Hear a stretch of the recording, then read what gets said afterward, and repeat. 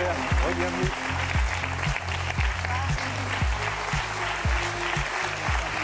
Bonsoir Anne Sancter, bienvenue sur le plateau de Quotidien. Voici une partie de l'équipe et le public. Merci d'être avec nous ce soir. J'ai réussi à me faire sourire alors que franchement, j'en ai pas du tout envie. Vous n'avez pas du tout envie de sourire. On est un peu comme vous, mais bon, on préfère en sourire aussi. Oui, mais c'était réussi. Le Rassemblement national est aux portes du pouvoir. Quel est votre état d'esprit à 6 jours du premier tour? Vous venez de me le dire, vous n'avez pas envie de sourire. Catastrophé? Catastrophé parce qu'on ne pensait pas vivre ça, parce que ce n'était pas nécessaire, parce que Emmanuel Macron n'avait pas besoin de dissoudre, pas du tout. Au soir d'un scrutin où les Français avaient dit leur colère, il repropose un scrutin pour qu'on redise sa colère. Donc c'est un peu ce que disent un peu tous les observateurs. J'imagine que Jean-Michel Apathy doit être d'accord aussi. C'est qu'il n'y a pas vraiment de raison pour que 3 semaines plus tard, les Français se déjugent. Donc, je l'ai dit, c'est une décision que j'ai trouvée irresponsable. La guerre est en Europe. Il risque d'y avoir une présidence Trump aux États-Unis. On a les JO dans moins d'un mois. Et on risque d'avoir Emmanuel Macron avec Jordan Bardella, c'est-à-dire l'inconnu, plus tout ce que représente le Rassemblement national. Vous m'avez demandé de venir, et je vous en remercie. Je ne suis pas une femme politique, je suis une observatrice engagée, je le reconnais, mais qui a de la mémoire. Et j'ai une mémoire longue. Et pour moi, le Rassemblement national, il n'est pas né il y a 15 jours, il y a 1 mois, il y a 6 mois. Et le Rassemblement national, c'est l'ancien Front national et je le connais bien. Je l'ai affronté, je le combats, je l'ai combattu et je le combats toujours. Il a le visage de Jordan Bardella aujourd'hui. Il a changé ou pas du tout? Ah, TikTok Bardella, oui, ça n'existait pas de mon temps, ça. TikTok Bardella, c'est en effet, on a repeint la façade. On était antisémite, maintenant on adore les juifs. Je me méfie toujours quand on dit on adore les juifs, c'est jamais très très bon pour les juifs. On était anti-européens, non, maintenant on fait des accommodements avec l'Europe en surface, parce que quand on va diminuer la contribution française au budget européen, ce sera moins d'argent pour la PAC et pour les agriculteurs. Quand on va dire que le droit français prime sur le droit européen, c'est un renversement complet de ce qu'est l'Europe. Donc c'est une sorte de Frexit de l'intérieur. On aimait Poutine, on fait des réserves. Enfin des réserves. Certains font des réserves. Moi j'ai entendu M. Sébastien Chenu hier qui disait très clairement que sur l'Ukraine, il n'aurait pas un gouvernement Rassemblement national n'aurait pas l'attitude que la France a eue jusqu'à présent sur l'Ukraine. Je peux vous citer un certain nombre de candidats. Monsieur Gentillet, qui est candidat dans le Cher, qui est un ami de Monsieur Mariani, qui était allé, Monsieur Mariani, très bien avec Poutine, proche de Poutine. Qui est allé voir Assad avec lui. Assad qui a exterminé 500 000 de ses concitoyens avec l'aide de la Russie. Monsieur Bocaletti qui se présente, c'est des faits concrets, ça. Mais tout cela ne fait pas peur aux électeurs du Front National, du Rassemblement National, qui sont de plus en plus nombreux. Est-ce que vous les comprenez, ces 40% de Français? Je comprends que des gens soient mal, ô combien, et ils l'ont dit, et ils le ressentent. Je comprends qu'ils aient envie d'un changement, mais peut-être pas de ce changement-là, qu'ils ouvrent un livre d'histoire, qu'ils regardent ne serait-ce que ce qui existe là dans les circonscriptions, que chacun regarde les candidats qui sont en présence, ceux qui ont été observateurs pour le compte de M. Poutine et qui n'ont pas trouvé d'irrégularité, Madame Agnès Pajar, qui est candidate dans la 10e circonscription de Paris et qui est anti-vax et complotiste et qui a dénoncé des complots pédosatanistes juifs. Enfin, qu'est-ce que c'est qu'on regarde? Qu'est-ce qu'ils disent? Vous comprenez? Ce qu'il y a, c'est qu'on se focalise sur ce qui a été dit il y a peu de temps et on ne regarde pas. On est comptable de son histoire, on est comptable de ce qu'on a été, on est comptable de ce qu'on dit et de ce qu'on dit encore. Écoutez-les. Et comment vous analysez le décalage entre la manière dont on parle du RN dans les médias, c'est-à-dire d'un parti d'extrême droite, et la manière dont les Français en parlent, c'est-à-dire comme d'un parti devenu normal? C'est un parti... Il y a ce décalage. Oui, bien entendu, mais c'est un parti qui aujourd'hui représente 35-40% avec ses alliés, M. Ciotti, Mme Maréchal, etc. Il représente en effet 40, peut-être même plus que ça. Donc évidemment qu'il faut entendre ça, entendre les gens qui ont envie de leur donner leur suffrage. Mais écoutez-les aussi, ils disent on ne les a pas essayés, ce qui prouve un état de désarroi absolu par rapport aux autres. Est-ce qu'il y a une arme contre ça? Contre le on les a pas essayés? Oui, il y a une arme qui est de dire on ne fait pas joujou.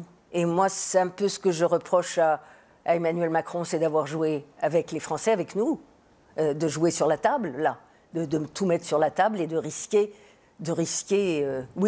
au mieux, on a vu les sondages, Julien Belver en parlait tout à l'heure, on a vu les sondages, au mieux, une majorité ingouvernable, au pire, une majorité absolue au Front National.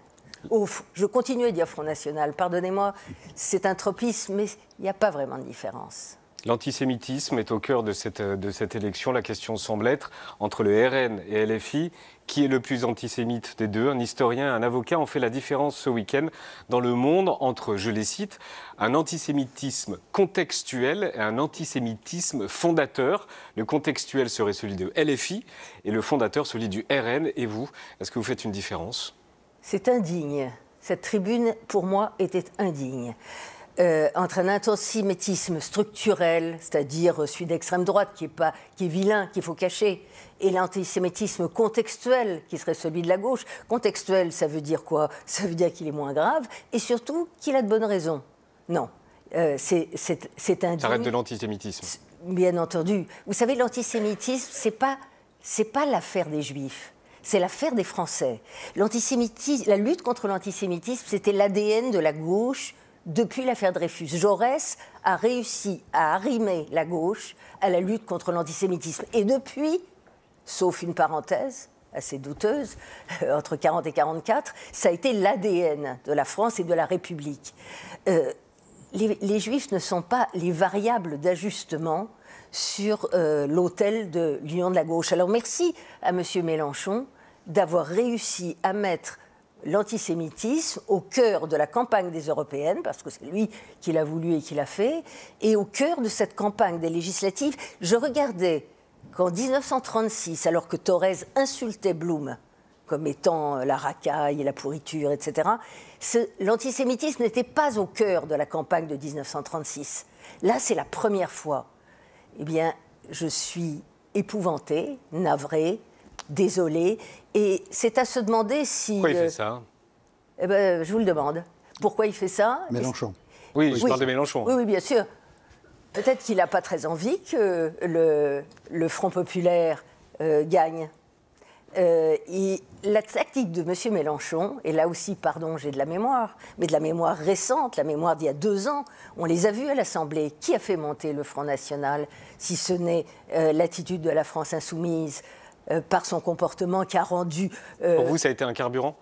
Oh, bien sûr, Monsieur Bardella, TikTok Bardella comme je l'appelle, il a une jolie cravate, il a l'air un peu emprunté, là, je l'ai vu quand même dans sa conférence de presse.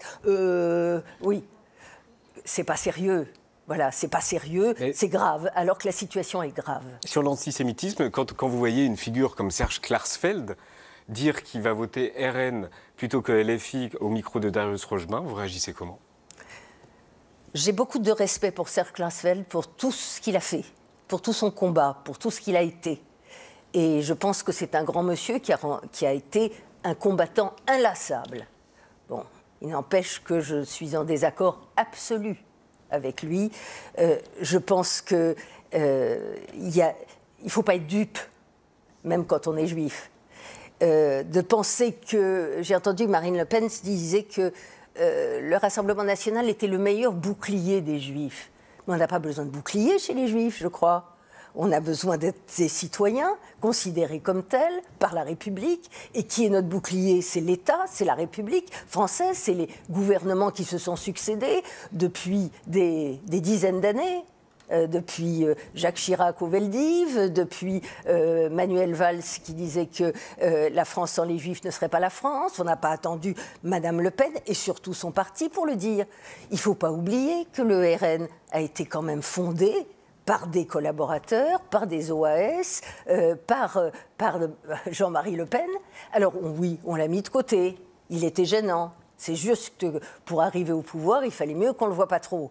Mais Marine Le Pen, il n'y a pas 20 ans de ça, il y a 5 ans, quand elle a pris les rênes du Front National et qu'elle a repeint la façade pour en faire le Rassemblement National, qu'est-ce qu'elle a dit? Elle a dit qu'elle était fière du bilan, qu'elle ne regrettait rien. Vous savez, chez les socialistes européens, on a beaucoup parlé toujours du Bad Godesberg, c'est-à-dire de la révolution en parole qu'on pouvait faire pour renier. On a reproché aux Allemands de ne pas l'avoir fait assez vite, aux socialistes allemands de ne pas s'être assez vite distancés des communistes. Et on n'a jamais eu de cesse de leur dire « reniez ce que vous avez dit, ce que vous avez passé, on vous croira ». C'est un peu comme en amour, il n'y a pas d'amour, il y a que des preuves d'amour. Marine Le Pen dit l'antisémitisme c'était mon père, aujourd'hui ce n'est plus le cas. Vous la croyez? Ben, c'est des mots. Moi, je ne crois pas des mots, je crois des preuves, encore une fois.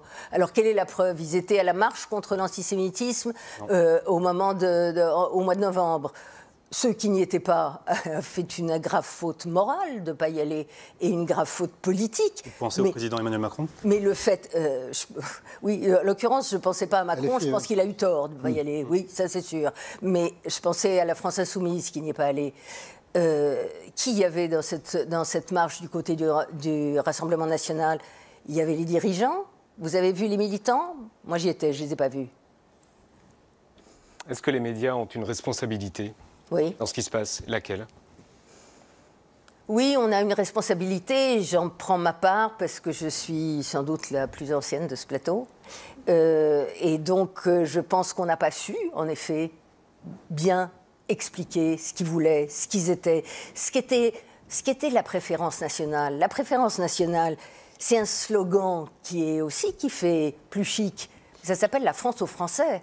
Ça a été le slogan des ligues d'extrême droite du XXe siècle. Le droit du sol, renoncer au droit du sol. Patrick Veil, dans Le Monde ce week-end, c'est un spécialiste du droit des nationalités, il expliquait que ça existe depuis 1515 et que même Vichy ne l'avait pas aboli. Le Rassemblement national veut abolir le droit du sol. On parle aujourd'hui... C'est ce que Jordan Bardella a annoncé ce matin. Et on parle aujourd'hui de Français d'origine étrangère. On va faire des distinctions maintenant entre Français? Vous savez, ça me rappelle cette parabole qui se trouve d'ailleurs gravée sur le mur du musée de l'Holocauste à Washington, du pasteur protestant Niemöller, qui avait, en 1946, il avait eu cette phrase extraordinaire qui a souvent été dite, c'est une chanson, c'est un poème, c'était en fait un texte. Il avait dit, quand on est venu chercher les communistes, je n'étais pas communiste, je n'ai rien dit. Quand on est venu chercher les socialistes, je n'étais pas socialiste, je n'ai rien dit. Quand on est venu chercher les juifs, je n'étais pas juif, je n'ai rien dit. Et quand on est venu me chercher, il n'y avait plus personne pour protester. Moi, je ne voudrais pas qu'on vive cette situation et qu'on ajoute... quand on est venu chercher les musulmans, je n'ai rien dit parce que je n'étais pas musulmane.